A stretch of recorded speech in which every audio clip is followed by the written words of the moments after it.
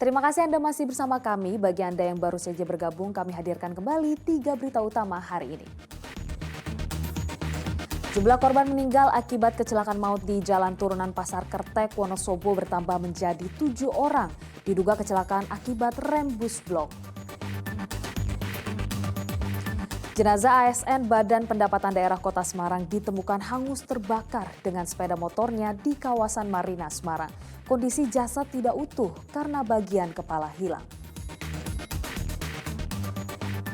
Kenaikan harga BBM subsidi berdampak luas terhadap nelayan dan tukang beca. Di Kota Tegal, nelayan tidak melaut karena biaya operasional tinggi.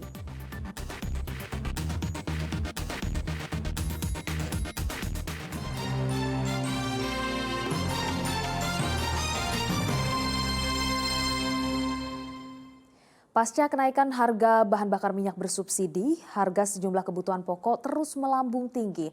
Tak hanya itu, kenaikan juga terjadi lantaran faktor cuaca buruk.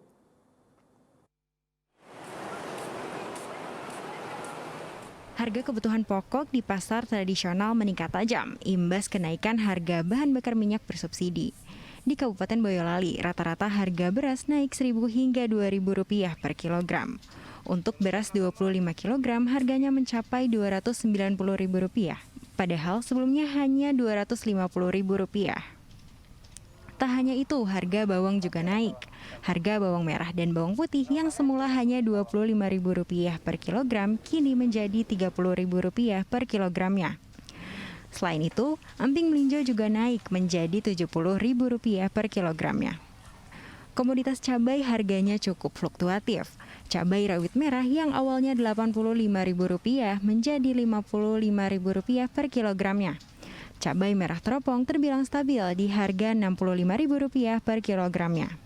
Namun, cabai merah keriting justru meroket hingga Rp80.000 per kilogramnya. Kenaikan harga komoditas juga terjadi di pasar tradisional Kota Semarang. Bahkan untuk cabai, kenaikan harga mencapai 100%. Harga cabai merah keriting yang semula Rp40.000 kini dijual Rp90.000 per kilogram. Cabai rawit merah naik 2 kali lipat menjadi Rp70.000 per kilogram. Cabai hijau naik Rp30.000 menjadi Rp60.000 per kilogramnya. Kenaikan juga dialami bawang merah dan bawang putih sebesar Rp10.000 per kilogramnya. Kenaikan harga ini tak hanya dipicu naiknya biaya jasa angkut, tetapi juga faktor cuaca buruk. Seiring naiknya harga sembako membuat omset pedagang menurun 50%. Karena cuaca hujan panas, petaninya dia banyak kepanenan. Kalau imbas dari BBM itu transportasi juga berpengaruh nggak sih Bu ini Bu? Ya pengaruh toh. BBM kan itu harus naik sekarang. Nah ya. Masyarakat berharap harga komoditas di pasaran segera stabil di tengah kenaikan harga BBM. Tim Liputan melaporkan.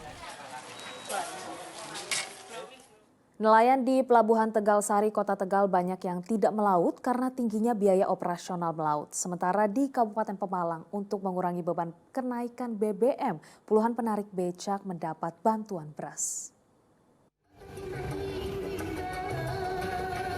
Sepi tak ada aktivitas, beginilah kondisi pelelangan ikan di Pelabuhan Tegal Sari, Kota Tegal. Tak ada transaksi penjualan hasil tangkapan, lantaran para nelayan memilih tak melaut. Tingginya biaya operasional jadi alasannya.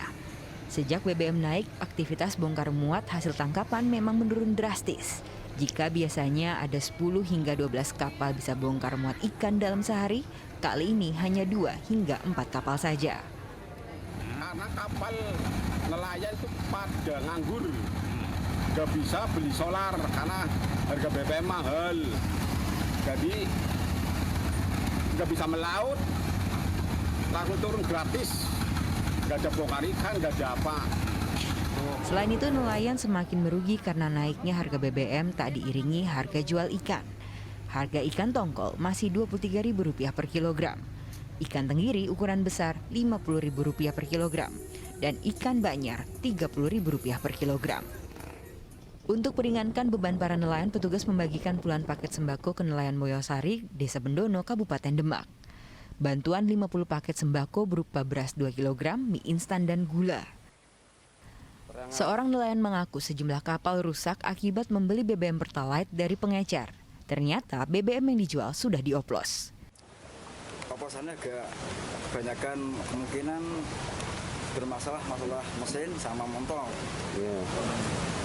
Sempat beberapa hari itu macet semua. Sini semua macet. Kendala BBM lain. Akibatnya tangkapan ikan pun menurun. Selain itu mereka semakin sulit melaut karena tingginya biaya operasional melaut.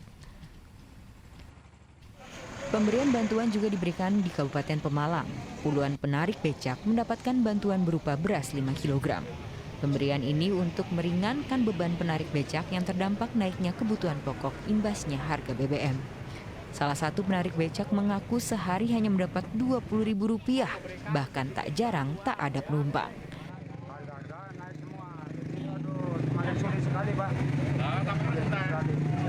Penumpang sepi apa gimana? Penumpang sepi, kadang enggak.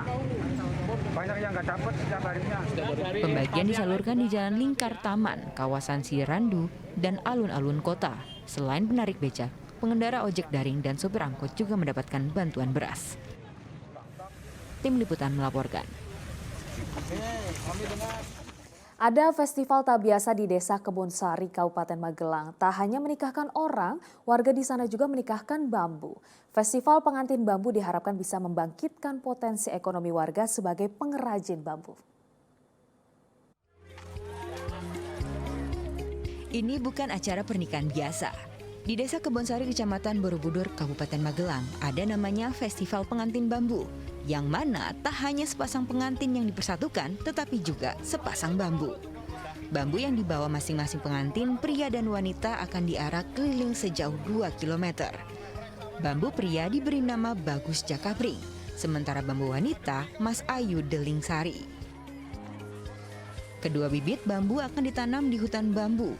Penggunaan simbol sepasang pengantin ini menjadi lambang kesuburan sehingga pohon bambu di Desa Kebonsari semakin rimbun. Jadi itu adalah simbol kesuburan, ya, ada 2 pasang bambu laki-laki dan bambu perempuan. Nah, sehingga harapannya nanti ke depan segala macam jenis bambu di Desa Kebonsari, ini ada 11 bambu, itu bisa lestari. Di akhir acara, gunungan sayur yang ikut diarak diperebutkan warga karena dipercaya membawa berkah. Festival pengantin bambu ini diharapkan bisa memajukan ekonomi warga, apalagi mayoritas warga Desa Kebonsari sebagai pengrajin bambu. Saya berharap masyarakat saeyek saego proyo bareng-bareng kita gumregah untuk bangun Kebonsari, diawali dengan pemajuan ataupun penyelenggaraan pasar budaya ini.